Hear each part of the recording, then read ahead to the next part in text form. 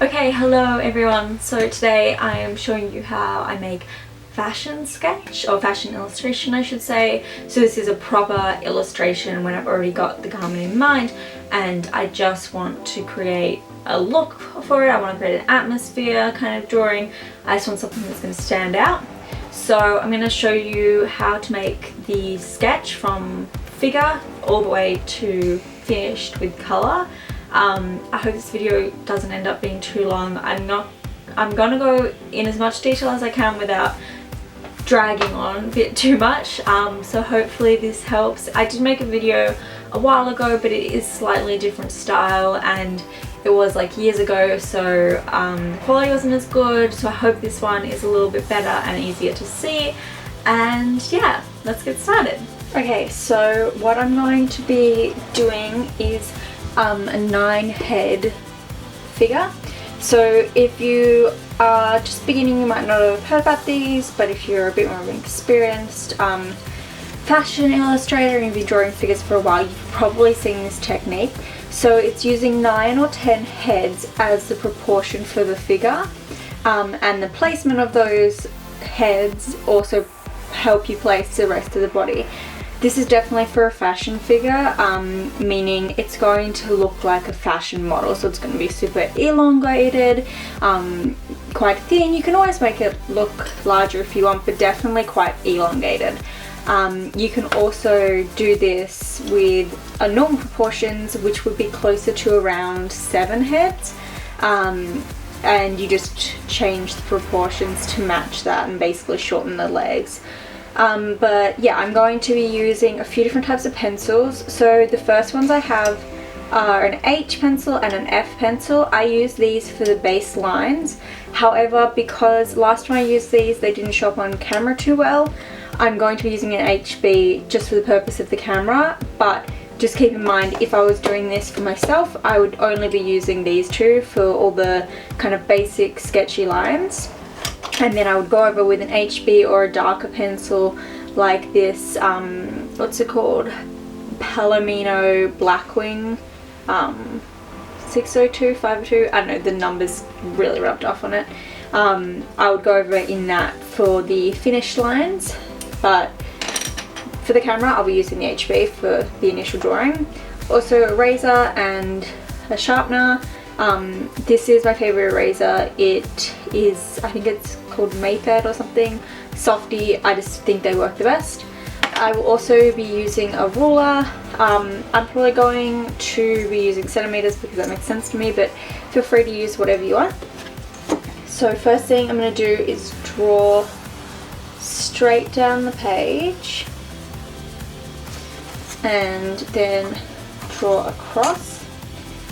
And like anything, once you kind of get this basic technique, you can then go and take this and turn it into something completely else. So I usually don't work directly with this technique anymore. I usually just go and draw straight away, because I personally find I can get the proportions correctly, but this is a really great way to learn your proportions. So I think I'm going to make it about 2 centimeters maybe ahead. Seems a bit small, but then 3 is going to be too large. Okay, I'm actually going to do it in inches just because 2 centimeters is too small, but 3 centimeters is too large, and it's just kind of easy to see on inches. But I mean, you can do this measurement with whatever size you want. It just kind of sets up the proportions for the rest of the drawing. So obviously if a head's going to be an inch big, then the rest of the drawing is going to be proportionate to that. Whereas if I adjust my head as like 2 centimeters, or you could even have it as like 1 centimeter, like a really small head, the rest of the drawing is only going to be like so long. So now what I'm going to do is draw these lines out.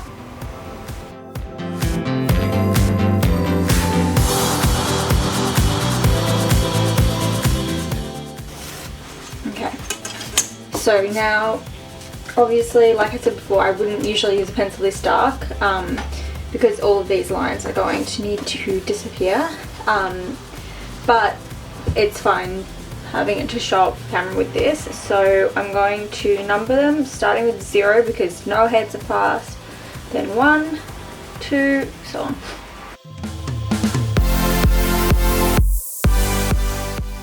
Okay, so this is basically with like 10 total, but you can do it shorter, like I said. For different proportions you just scale everything back. I've just been taught, and I often read it with about 9 or 10 heads, so that's what I am used to.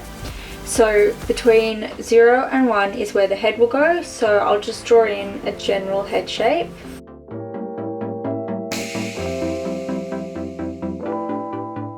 And then at about halfway here is where the shoulders will go. So feel free, if you want to draw a rigid figure, go ahead and do that. If you want to draw something with a little bit more like emotion to it, a little bit more attitude, then you can put it as a bit of an angle, whatever you want. So I think I'm going to do a little bit of an angle just to make it almost like a walking figure, but not too much. So if I kind of draw that line about halfway and then pop them like this, then that's kind of where the shoulders will be. So I use a lot of just like circles and lines to get that general kind of like skeleton shape, and then we'll go over and flesh it out. So 2 is where the bust is, so similarly we're at this angle, so we've kind of got to follow that down a bit. And then by 3 at the waist we're going to have centered back out, so it's like flat again. And then we can put the hips in at 4, about 4 is like kind of very lowest hips, like the widest part. So yeah, sorry, I was thinking, so I think I want it to come up again, so with the opposite side, so this kind of is creating like a C shape.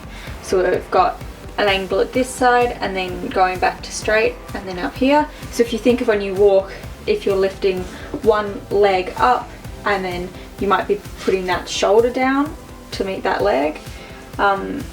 If you want pose references, I suggest going on Pinterest. There are so many pose references there, or even just looking in magazines, look at runway images.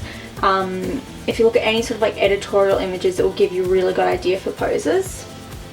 And knees will go at 6, so we'll put, actually I'll bring the legs in a little bit, and again these knees, because this hip is a lot higher, will be at different angles too.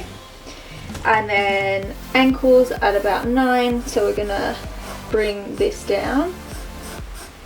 I'm gonna have the feet slightly overlapping, and that's about where the foot is going to go. So I just forgot that this leg was the one that's lower down, so I'm going to put that here. So kind of like, it is hard, a lot of it, especially for poses, if you are working from reference, it's going to need to come just from your head and what you think will look normal, will look natural. So I just kind of draw a little like vaguely foot shaped blobs where the feet are gonna go. At about 3 is where the elbows would be. So because these shoulders are at different heights, the elbows are also going to be at different heights. And then we'll bring that down again, and then the hands will sit just below 4, so between 4 and 5. Again, I'm just trying to drawing very vaguely hand-ish shaped blobs to mark it in. I personally hate drawing hands, so I often will give her a coat or something and put some pockets and make them hidden. So we'll see how that goes. So there we've got our general figure. And like I said, if you want to do different poses, you can. If you want to do a more static pose, all good. Now I'm going to go over and add a bit of flesh. So I'll begin with the neck and kind of work my way down, kind of connecting up all the shapes. So the neck's going to come down from the head and connect to the shoulders. And feel free to correct any of the placement if it's looking off. If you're looking at it and you're thinking, no, that needs to be lower, it looks wrong, then change it. These are just a guide, that's all they're there for. They aren't a very strict rule of that's where you have to put the waist, that's where you have to put the shoulders. If you think it's going to look more normal having the shoulders drop down a bit or maybe a bit higher, then that's what you should do.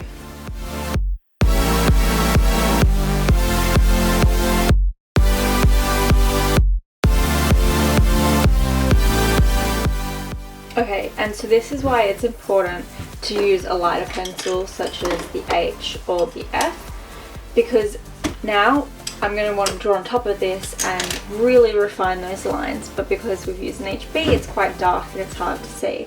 It's okay because I've got a darker pencil, but it's definitely nicer to work straight with the light pencil and then build it up as you begin to refine the drawing. So I'm going to go ahead and outline all of this in a darker colour, and then I will add some clothes and we'll go over colouring it.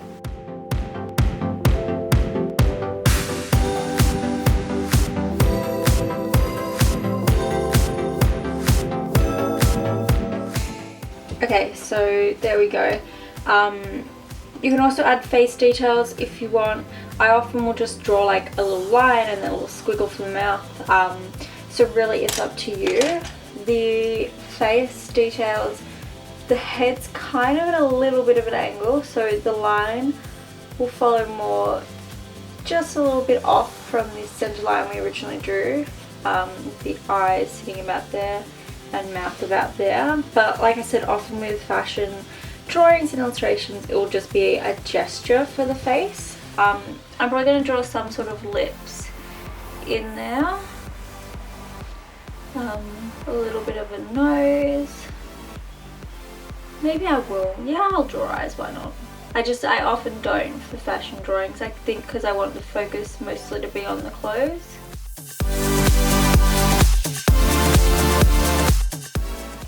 So there's a little face. Yeah, I'm pretty happy with how this is. So you just want to make sure you're getting all the curves of the body right. So these legs will kind of go out and then in where the knee is, out again and then back in quite thin at the ankle, and then round off at the foot, usually coming in at the waist. The arms, again similar to the legs, it will be more of an out, in for the elbow and then out and in, and for the hand again.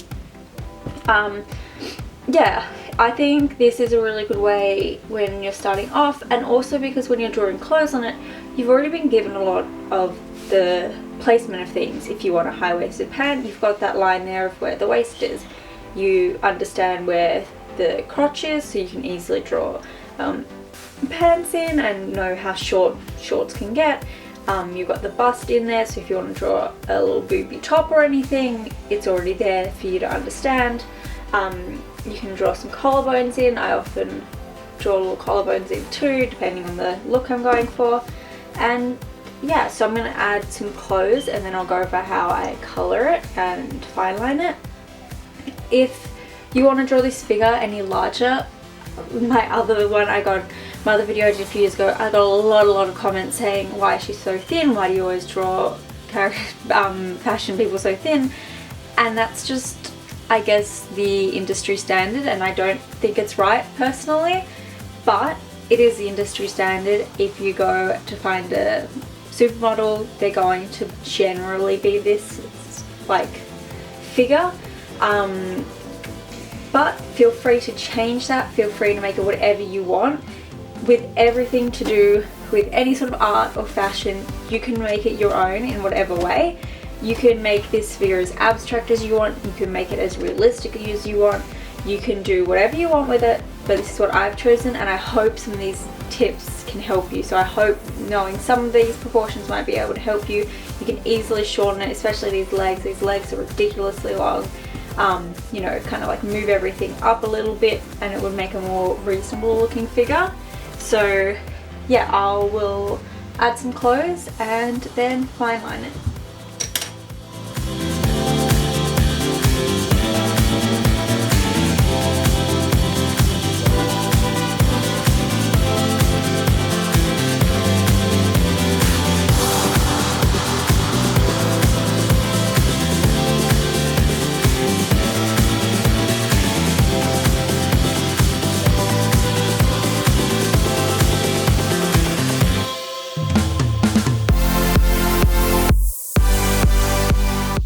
Okay, so I did the drawing in HB, but then I had to go over it with the dark pencil just because I couldn't really see everything. So now I'm going to be fine lining it. I usually will fine line with about a 0.3 or 0.2. I'll do a 0.3 because I think it will show up on camera better, and this is going to be really hard to erase because I've had to use such dark colours. Usually using the lighter pencils and then the darkest being the HB, it will be a lot easier. But basically all you do is fine line it, and then I will erase it so that all of the grey lead is gone.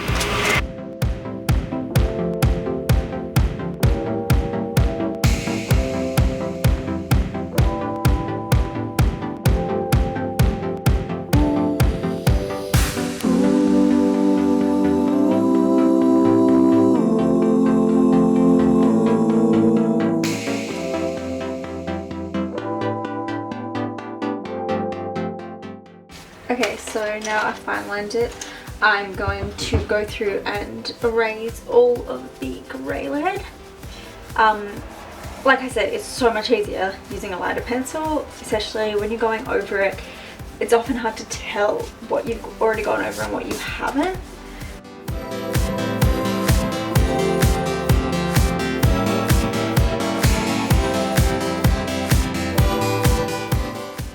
Okay, so I think that's as good as I'm going to. Okay. I think that's as good as I'm going to get it erased. Really, using pencil like that is just not ideal. So what I'm going to do is I'm going to go through and trace this out again with my light box. But if you have used a lighter pencil, then you should be fine. I'm also going to add little stitching details like on this panel on the boot and probably on the pocket as well with 0.1 fine liner. That's optional, that's really again up to your style and what kind you want. I think it really adds to the drawing to have little stitching details, even if it's not everywhere, just on little areas. Also, things to pay attention to is how the clothes grab the body. So with these jeans, I've added a little scrunchy kind of bits at the bottom with little jagged lines and then a few poking into the garment. And that's because most jeans will scrunch slightly at the bottom, especially if they're going to be as skinny as these ones are. Similarly, I've made so the pockets sit just out from the body because they would sit a little bit out. There are another layer of fabric sitting on top of an already there layer of fabric. With the top, I've made it so you can just see the contour of her bust.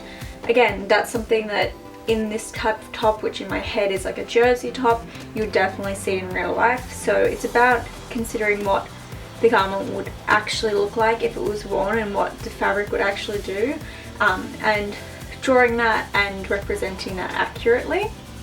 Okay, so I copied it out on a new page, and I also printed out another one just so I can show a few different types of colouring. Okay, the first thing I'm going to colour with is Copic markers. It's probably best to do this on bleed proof if you have any, or if you kind of know how much they bleed, then it's okay to go straight into normal paper.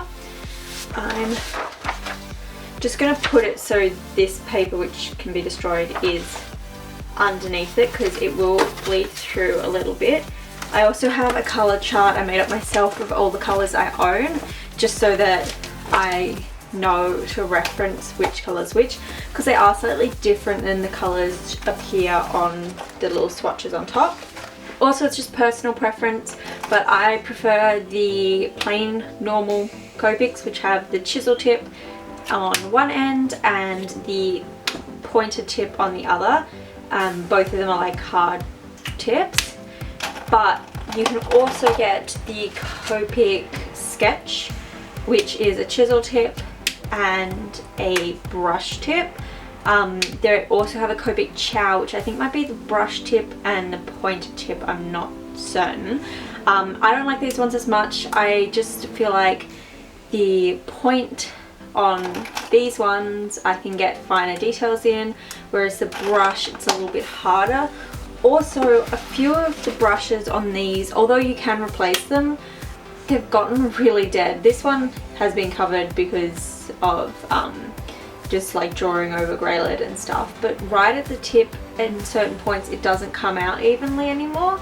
And that's not the greatest thing because obviously then I don't get even coverage. You can replace the tips in Copic though, so I suppose I can just suck it up and do that, but I'm kind of would prefer to just buy this version in this colour. Yeah, also Copics you can refill as well. I know at least you can refill these ones. So although they're expensive, they are a good investment. Okay, so I'm going to go through and mark in just all the blocks of colour. I'm probably going to use the chisel tip just because I should be able to get a little bit more detail. And you might see me swatching on the side here, and that is just to double check the colours are exactly the ones I want. So I might use the brush tip just because this is running out of ink and it's been sitting up this way, so all the ink's gone to the other end.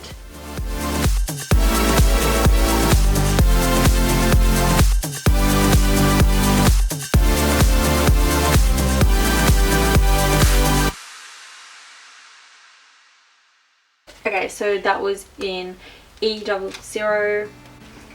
Yeah, the tip on it's not the greatest, so I kind of ended up having to go out the lines, which is really annoying. But next for the hair, I think I'm going to grab probably E44.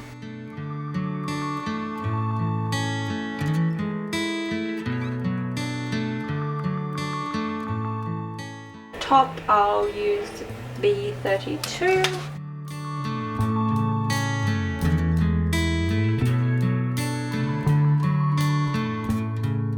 So with Copics you want to work pretty quickly because once it dries, the next layer you put over the top will kind of add more colour and make it a little bit darker. That's why I kind of work in short segments like I did there, going up and down, and then the next segment just touches where that one began and goes up and down. And when I'm going up and down, I'm just moving it along so I'm not overlapping it too much. There will be times like there where there's like a little bit lighter, so I'm going to just go through and soften that out. And as you can see, it does bleed quite a bit, so it's come outside the lens just like not even a millimeter, but it's still there and vaguely noticeable.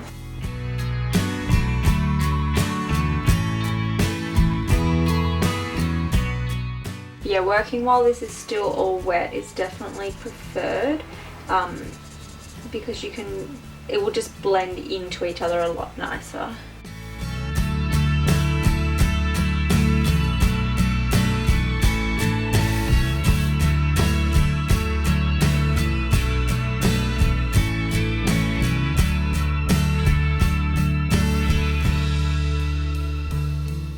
I'm going to go in B34 for the jeans. And I'll definitely darken this up. This will just be for the kind of base colour.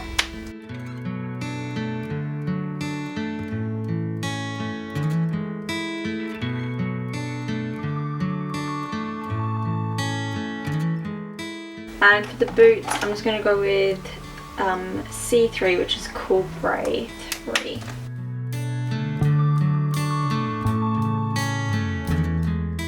So you can see why we had to put paper underneath, because it really bleeds through. And as you can see, I began to add a little bit of shading in already to the jeans. So what you can do when shading it is you can either use another medium. So often I will just go in and put a wash of colour down and then go with pencil and shade it with pencil.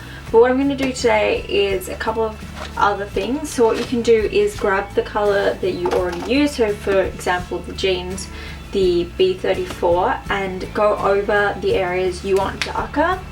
So for me that will be these cuffs just underneath these little tucks. It'll be underneath the knees and kind of coming down the side of the leg. Here where the shadow would fall, where the legs are overlapping as well.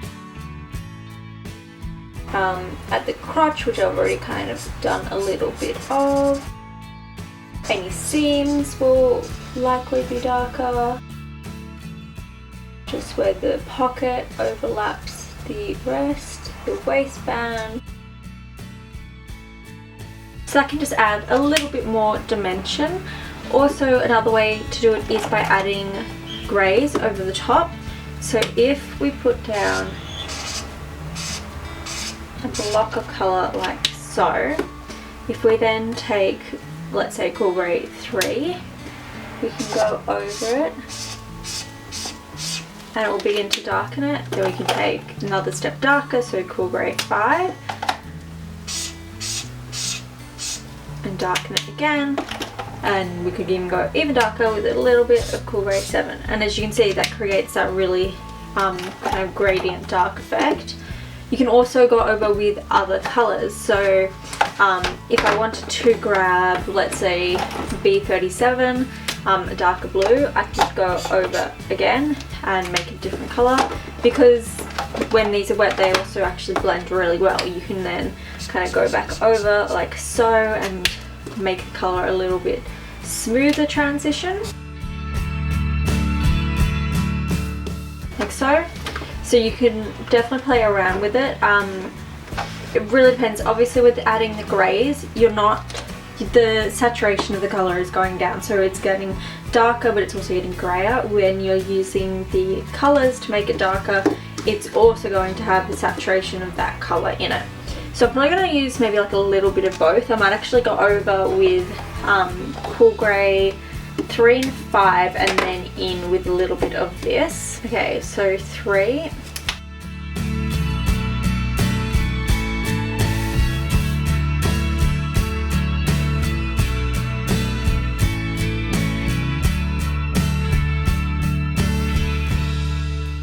It's also probably worth mentioning different paper is going to react differently.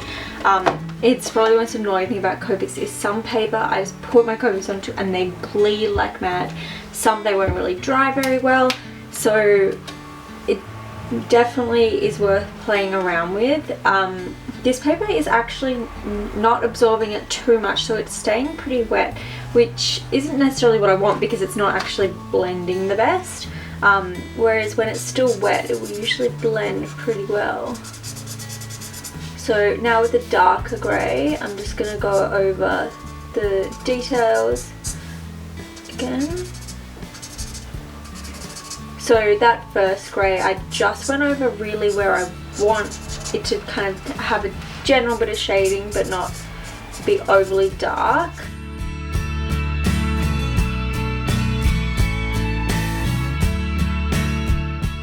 Also, like with paints and stuff, you have to wait for this to dry to show its full colour. So as you can see, some of these go on a lot darker. When I was putting this blue over the legs, initially it went on quite a lot darker than it ended up drying. I don't know if that showed up on camera too well, but promise me it did. Now I'm going to go with the dark blue, and this I'm just going to use very sparingly, but just where I want really dark areas.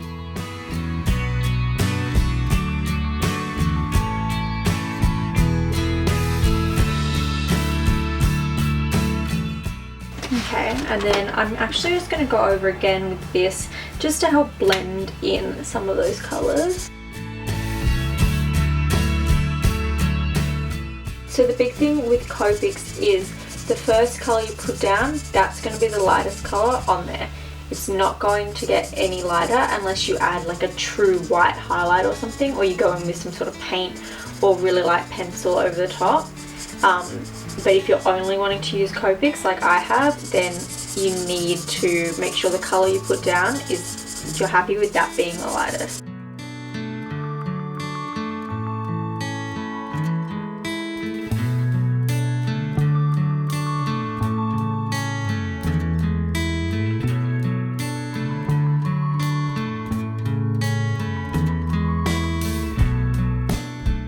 So there you go, I'm pretty happy with that denim look. I'm now going to go in with the top as well. So putting these ones away, I think I'll use B26 as well as the cool greys.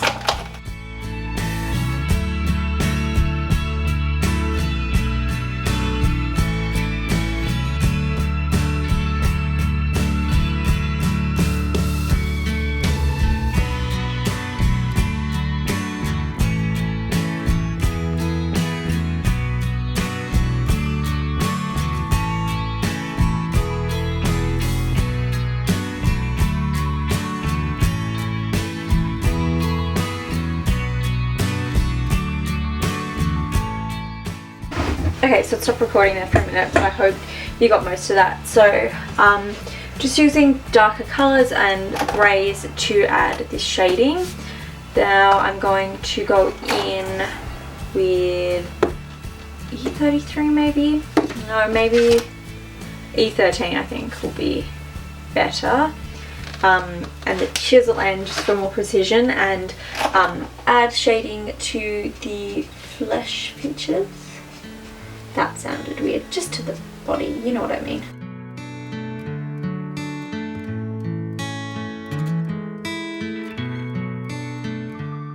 So there we go, that ended up a little bit more orange than I like.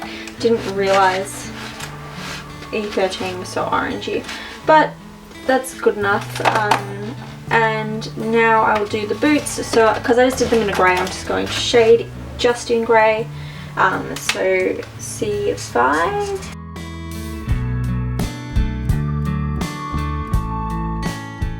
And then I'll go over with a bit of C7 as well.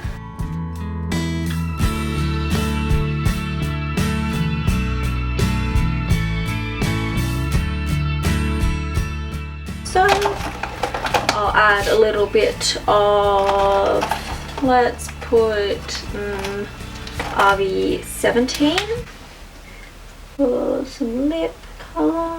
That's with Copic, so I think this is a really great way to colour it in. I often will also just do a little bit of colour kind of like coming down the side, just a little squiggle or a little line, just to kind of you know, like tell myself that's what I want this colour to be. But yeah, I really enjoy colouring Copics. You can also add to it and change it up in any way you want. I often add a little bit of gel pen, like if these boots, if I want to be a really shiny patent leather, I might add like white gel pen just down the sides. Also maybe like a little silver, like what's it called? Button, that's the word I'm looking for. That might be cute as well. But yeah, as you can see, it bleeds a lot, so I would definitely be using bleed proof. This was just normal printer paper to show you kind of how I do it. Also another good thing to do, if you are using paper like this which does bleed, you can add like a really thick black border around the outside, or even a thick white border, just to separate the colours a little bit. Okay, next I'm going to colour using pencils. So like I said before, often I mix with Copics with pencils, and I'll go over this and darken it and lighten it with the pencils. But now I'm just going to be using all of this with pencil. I really like colouring with pencil. I don't do it enough for fashion sketches, but I find it really fun. So I'm using these Faber-Castell pencils, which are also watercolors, but the fact they're watercolors is really, it's not necessary, because I won't be adding water to them. They're just the ones that I have. So I'll probably be using a mix of different ones to make the skin tone, just because there's no proper skin tone in this, and that really bothers me.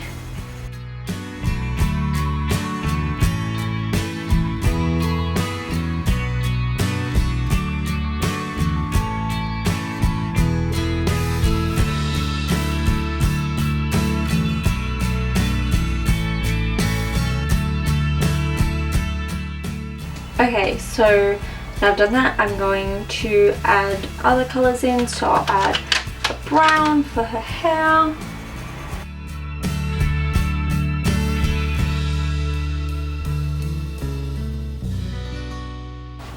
change up the color of this top this time, maybe like pink or something, reddy kind of color.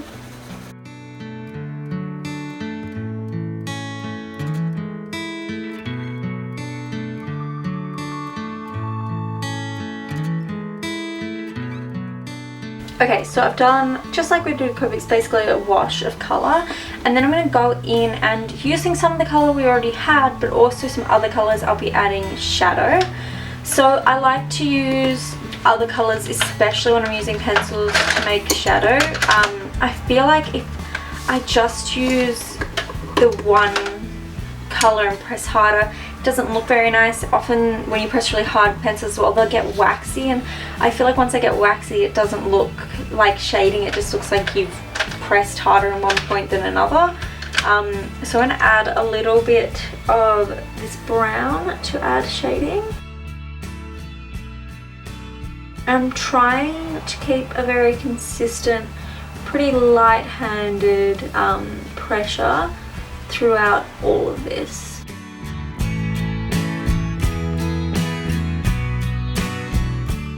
I'm just going over with a bit of the pinker shade I was doing for the skin tone before, just because that brown's a little bit yellow and I just want it to be a little bit pink.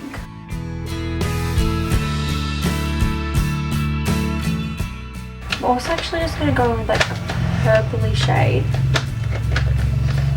like this purpley, pinky, maroony kind of colour, right where I want it to be considered really dark and shadowed.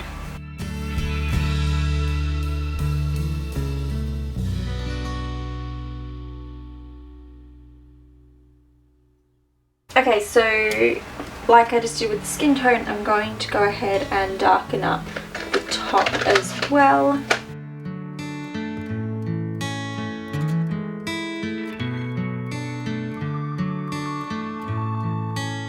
So again, I'm taking purple to add some shadow in.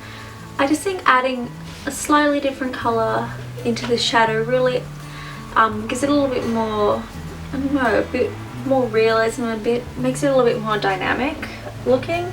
But like everything, if you don't like it, it's completely optional. You can just colour it in with a little sliver if you want, like I mentioned before. So often when I'm colouring in passion drawings, I'll just add a touch of colour along the edge just to suggest the colours I want there. Often I won't colour in the skin tone either, and just have the clothing be coloured like that, and I'll do the jeans as well.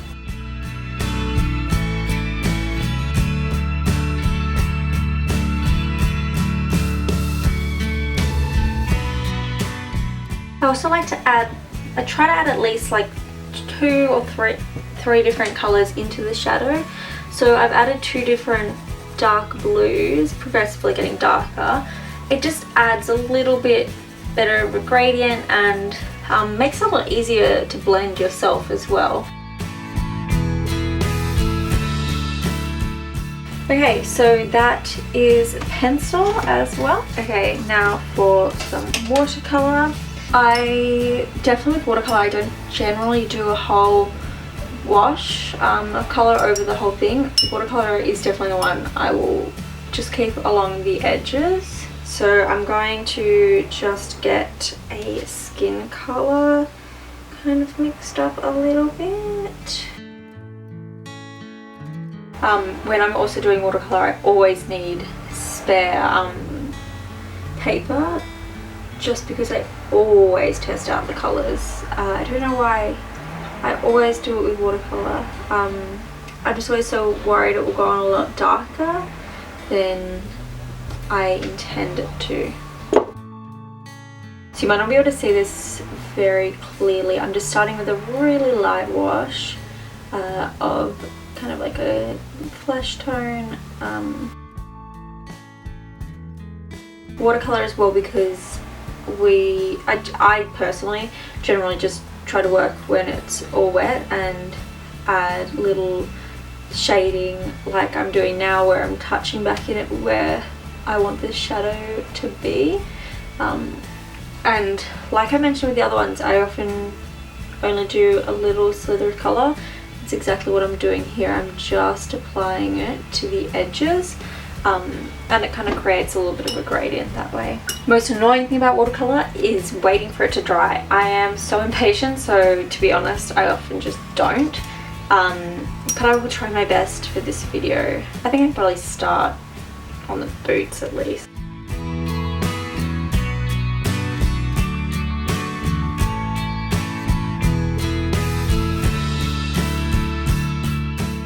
Okay, changing up the colour at the top again, and oops. I also, because I'm very, I guess, I focus mainly on CAD now, I will always touch these up in CAD, so I will get rid of anything where I've drawn outside the line like I did just then accidentally. I'll fix up any colouring issues, like if I think it was a little bit uneven, I'll just make sure it looks nice and neat. So, you know, I think in digital age, which we are in, definitely get used to working in CAD as well, and even just touching up your work in CAD and making it look a little bit nicer, making it a little bit more vibrant, or just a little bit neater really. Unless of course you want it to be messy, in which case go ahead and make it messy as you want. So yeah, like I said, just adding little slithers of colour is often what I do. So adding some blue to the jeans. As in anything artistic, you do really select what you want the image to look like. As you can see, these are creating really different looks to the Copics, to the pencil. So if you want something a little bit more vibrant with a little bit more impact, the Copics are definitely the go for that. This really creates quite a nice soft pastel-y look almost. So if you want to create that soft pastel look, then this is probably for you. I definitely think just give everything a go, try it out, see what works for you, what doesn't. So if I wanted to fix this up to just for not without uploading it onto the computer or anything, I'd probably just go over with white gouache or white gel pen and fix up the edges.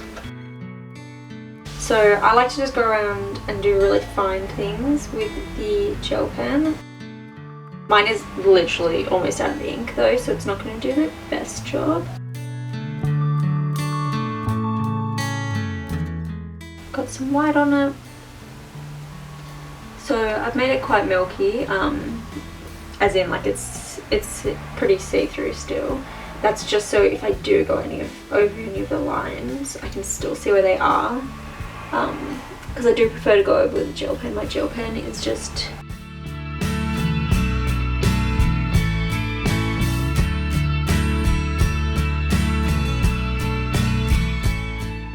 okay, thanks for watching. I hope this helped. I hope that you were able to learn a little bit of something from this sketch. I would love to see the illustrations you create, so like tag me on Twitter and Instagram and all of that stuff.